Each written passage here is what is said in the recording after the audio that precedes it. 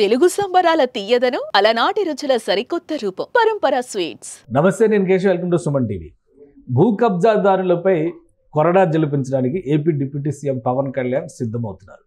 పారిశ్రామికంగా అభివృద్ధి చెందినటువంటి ప్రాంతాల్లో, పట్టణ ప్రాంతాల్లో ప్రధానంగా చిన్న చిన్న భూములు, స్థలాలు కొనుక్కున్నటువంటి వాళ్ళు కూడా కబ్జాల బెడదతో బెంబేలెత్తిపోతున్నటువంటి పరిస్థితి తన దృష్టికి వచ్చినట్టుగా పవన్ కళ్యాణ్ అధికారులతో సమీక్ష సమావేశం నిర్వహించారు. త్వరలో దీనికి సంబంధించి ప్రత్యేకంగా జిల్లాల పర్యటనకు కూడా ఏపీ డిప్యూటీ సీఎం వెళ్ళబోతున్నారు. అసలు ఈ వ్యవహారం ఏంటి, ఎందుకు డిప్యూటీ సీఎం సీరియస్ అయ్యారు, యాక్షన్ ప్లాన్ ఏ విధంగా ఉండబోతుంది, ఒకసారి విశ్లేషించే ప్రయత్నం చేద్దాం. మనతో పాటు అనలిస్ట్ చంద్ర శ్రీనివాస్ గారు. శ్రీనివాస్ గారు నమస్కారం. పవన్ కళ్యాణ్ గారు ఆల్రెడీ జనవాణి ఇట్లాంటి కార్యక్రమాలు గతంలో చేసినా కానీ, పార్టీ పరంగా తర్వాత ప్రభుత్వ పరంగా చేసినటువంటి కానీ, కబ్జాలు అనేటువంటి విషయాల్లో మాత్రం చాలా సీరియస్ వార్నింగ్స్ ఇచ్చారు. ఇప్పుడు నేరుగా ఆయా ప్రాంతాలకు వెళ్ళి పర్యటించడం ద్వారా పేదలకు సంబంధించినటువంటి స్థలాలు కబ్జా గురైతే కనుక చర్యలు తీసుకుంటాం. ఎందుకు అంత సీరియస్గా రియాక్ట్ అవ్వాల్సిన పరిస్థితి ఏమొచ్చింది? ఈ మధ్యకాలంలో మళ్ళీ ఏమన్నా ఈ ఫిర్యాదులు పెరిగాయి?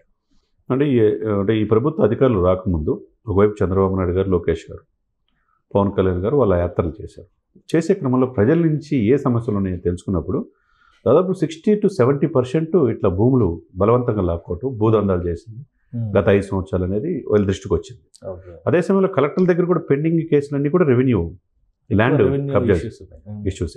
ఎందుకంటే విశాఖపట్నంలో మనం చూసాం సార్, చివరికి సర్క్యూట్ హౌస్తో సహా గవర్నమెంట్ 125 ప్రాపర్టీలు 25 కోట్లకు తనఖా పెట్టారు. ఇక్కడ రాష్ట్రంలో సచివాలయం, అసెంబ్లీ, ఆంధ్ర, అమరావతి ఏం జరిగిందో తెలుసు మనం. సరే, ఇటువంటి సిచ్యువేషన్స్లో ప్రభుత్వ ఆస్తులు ఇలా జరిగినప్పుడు ప్రైవేట్ ఆస్తులు ఏ విధంగా విశాఖపట్నం, ఋషికొండ నుంచి ఏమైనాయో అవన్నీ కూడా చూసుకోవచ్చు. ఎన్ని ఆరోపణలు వచ్చినాయో మనం అందరికీ తెలిసిన అవసరం. రాష్ట్రంలో ఉత్తరాంధ్ర లేదు, రాయలసీమ లేదు, కోస్తా లేదు. కాదు, ఈ ప్రభుత్వం వచ్చిన తర్వాత ఏం చెప్పింది? మీకు భరోసా, మీ ఆస్తులు మీకు రక్షణ కల్పిస్తామన్నారు. మరి అదే మాట నిలబెట్టుకోవాలి. కాబట్టి యాజ్ ఏ డిప్యూటీ సీఎంగా ఆయన మన చంద్రబాబు నాయుడు గారు యూరోప్ వెళ్ళటం, అదే సమయంలో టెలికాన్ఫరెన్స్లో అన్ని ఈ కోర్స్ని భూదందాక ఇదైనని నేనే స్వయంగా పర్యటిస్తాను. అంటే డే 1గా ఆయన వాగ్దానం ఇచ్చిన తర్వాత మొదటి 3 మాసాల్లోనే సరస్వతి భూములకు ఆయనే స్వయంగా వెళ్ళాడు. ఏ హక్కుతో వెళ్తాడు డిప్యూటీ సీఎం చెప్పన్నాడు, ప్రైవేట్ ప్రాపర్టీ. మరి అక్కడ 28 ఎకరాలు ఎస్ఐన్ భూమి కూడా రిజిస్ట్రేషన్ కూడా రద్దు చేసి చెప్పాడు కదా, సాక్షాత్ వైఎస్ రాజశేఖర రెడ్డి, జగన్మోహన్ రెడ్డి గారి ల్యాండ్లో. తర్వాత అటవీ శాఖకి సంబంధించిన ఆయన మంత్రి కాబట్టి కడపలో సజ్జల మీద ఆరోపణలు కూడా దాని మీద విచారణ జరుగుతుంది.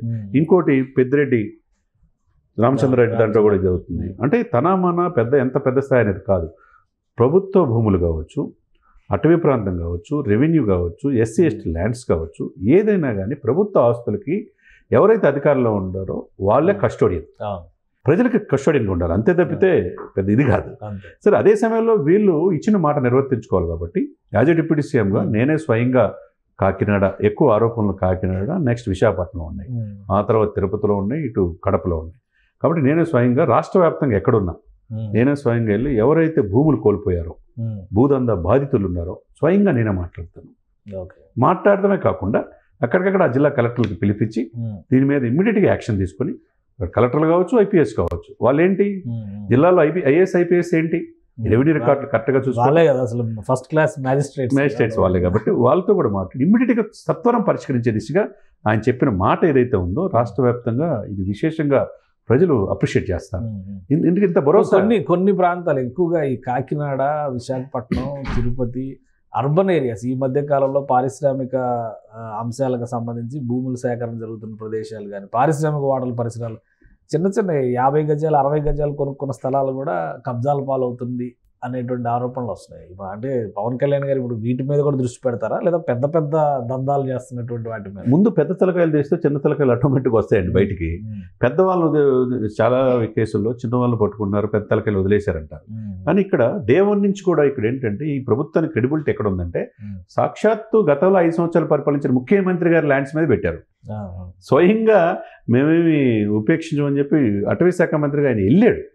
ఫీల్డ్లో వెళ్ళిన తర్వాత అక్కడ ఎంత ఇదైందని చెప్పేసి బయట ప్రపంచానికి తెలిసింది. ఆ తర్వాత నెక్స్ట్ నెంబర్ 2గా భావించే సకల శాఖ మంత్రి సజ్జల ల్యాండ్స్ కూడా కడపలో మీద కూడా విచారణ జరుగుతుంది. తర్వాత పెద్దిరెడ్డి గారు ఎవరు అంటే ఇక్కడ మదనపల్లి దగ్గర మనకు తెలుసు, రెవెన్యూ రికార్డులు కూడా తగలబడి తెలుసు, అటవీ ల్యాండ్ ఏందని తెలుసు. ఇవన్నీ కూడా ఏంటంటే జనాన్ని ఒక నమ్మకం, పెద్ద తలకాయలైనా చిన్నోళ్ళైనా దానికి సహకరించిన అధికారులైనా ఎవరిని ఉపేక్షించమనే భావన ఆంధ్రప్రదేశ్ ప్రజల్లో ఉంది. కాబట్టి ఇప్పుడు 10 నెలల తర్వాత కూడా చాలామంది బాధపడుతున్నారు. గత 5 సంవత్సరాలు మా భూములు అన్యాయం, ఇంకా అవే కంప్లైంట్లు వస్తాయి. అవే కంప్లైంట్ వస్తున్నాయి. సైనికుల భూములు కూడా వదిలిపెట్టలేదు సార్ విశాఖపట్నంలో. సైనికులు దేశ రక్షణ పనిచేసే సైనికులకి వాళ్ళకి 25 సంవత్సరాల పాటు చేస్తారు సార్. -°C CO2 గ్రీష్ ప్రాణాలు సైతం పణంగా పెట్టి చేస్తారు. అటువంటి వాళ్ళకి ఇచ్చిన 3-4 ఎకరాలు వ్యవసాయం కోసం ఇస్తారు. అవి కూడా వదిలిపెట్టకపోతే ఇంకా ఏం చేస్తారు వీళ్ళు? అంటే ఏమీ మిగల్చలేదు అన్నట్టుగా ఉంది. ఎక్కడి నుంచి మొదలు పెట్టే అవకాశం ఉంది పవన్ కళ్యాణ్ గారు? ఇప్పుడు కాకినాడ ఫస్ట్, ఎందుకంటే కాకినాడ కబ్జాల అడ్డగా మనం చూస్తున్నాం. అది రిటైర్మెంట్ ఉద్యోగులకు స్వర్గధామంగా మనం అనుకుంటాం, పోర్ట్ ఉంది కాబట్టి. కానీ ద్వారంపూడి అరాచకాలు అని చెప్పి చాలాసార్లు వచ్చినాయి. అదే సమయంలో చాలామంది రిటైర్మెంట్ ఉద్యోగులు భూములను అన్యాక్రాంతంగా ఆక్రమించుకున్నారనే అపవాదం వచ్చింది. కాకినాడ ఎంపీ కూడా జనసేన, కాకినాడ పరిధిలో ఉన్న పిఠాపురం ఎమ్మెల్యే కూడా పవన్ కళ్యాణ్ గారు. కాబట్టి ముందు తన ఇంటిని, తన ప్రాంతాన్ని చక్కబెట్టాలి. కాకినాడ మీద కాన్సన్ట్రేషన్ చేశారు. తర్వాత పక్కన ఉన్న విశాఖపట్నం, ఆ తర్వాత తిరుపతి కావచ్చు, లేకపోతే ఎక్కడ ఎలిగేషన్ ప్రణాళిక ప్రకారం అన్ని ప్రాంతాల్లో పర్యటిస్తారు. ఎందుకంటే ప్రజల వద్దకు వెళ్తాను, 10-12 రోజులు ఉంటానని గతంలో చెప్పారు. దాంట్లో భాగంగా డెఫినెట్గా ఈ ల్యాండ్ అనేది ప్రతి మనిషి జీవితంలో నీకైనా నాకైనా ఒక ఇల్లు కల కదా, సొంత కల కదా సార్. ఆ కళని విచ్ఛిన్నం చేసే ఇదిలో గత పాలకుల యొక్క నిర్లక్ష్యం కావచ్చు, అధికార పార్టీ అండదండలతో కావచ్చు, భూ కబ్జాదారులు విచ్చలవిడిగా చెలరైపోయారు. దాన్ని ప్రజలకి ఇప్పించాల్సిన బాధ్యత ఇప్పుడున్న ప్రభుత్వాన్ని. ఓకే అంటే షెడ్యూల్ ఏమైనా డిసైడ్ అయిందా? ఎందుకంటే ఆయన ఆరోగ్య సమస్యల గురించి కూడా ఈ మధ్య డిస్కస్. అవునండి. డెఫినెట్గా అంత తొందరగా వెళ్ళే అవకాశం ఉంటుంది. ఎందుకంటే ఈ రోజు సాయంత్రానికి చంద్రబాబు నాయుడు గారు కూడా యూరోప్ నుంచి వస్తారని తెలుస్తుంది. రేపు పవన్ కళ్యాణ్ గారు రేపు ఎల్లుండి తిరుపతి మొక్కు ఉంది కాబట్టి అక్కడ ఇది చూసుకొని చివరికి గోశాలను సందర్శించి ఆ తర్వాత నెక్స్ట్ స్టెప్ ఇక్కడ ఈ రెవెన్యూ రికార్డ్స్ మీద, ఈ భూములు ఆక్రమించుకున్న దాని మీద జిల్లాల స్థాయి క్షేత్రస్థాయిలో పర్యటన డిప్యూటీ సీఎం గారు ఉంటుంది. రైట్. థ్యాంక్ యూ చంద్రశేఖర్ గారు. ఇది పవన్ కళ్యాణ్ గారు ఒక ప్రణాళిక ప్రకారం భూ కబ్జాల పైన కొరడా జలిపించేటువంటి ప్రయత్నం చేయబోతున్నారు. దీనికి సంబంధించి జిల్లాల వారీగా ఇప్పటికే సమాచార సేకరణ జరిగింది. ఆయన తిరుపతి మొక్కు తీర్చుకున్న తర్వాత షెడ్యూల్ ప్రకారం ప్రతి జిల్లాలో పర్యటించడం, నేరుగా బాధితులతో మాట్లాడడం, సమస్యల పరిష్కారానికి జిల్లా యంత్రాంగాన్ని భాగం చేయడం, ఈ ప్రణాళిక ద్వారా రాబోయేటువంటి రోజుల్లో పవన్ కళ్యాణ్ ప్రజాక్షేత్రంలోనే ఎక్కువ సమయం గడిపేందుకు అవకాశం ఉందని చంద్ర శ్రీనివాస్ గారు విశ్లేషిస్తున్నారు. ఇది special discussion. Keep watching. Suman టీవీలో మీ పర్సనల్ అండ్ బిజినెస్ ప్రమోషన్స్ కోసం కింది నెంబర్కి కాంటాక్ట్ చేయండి.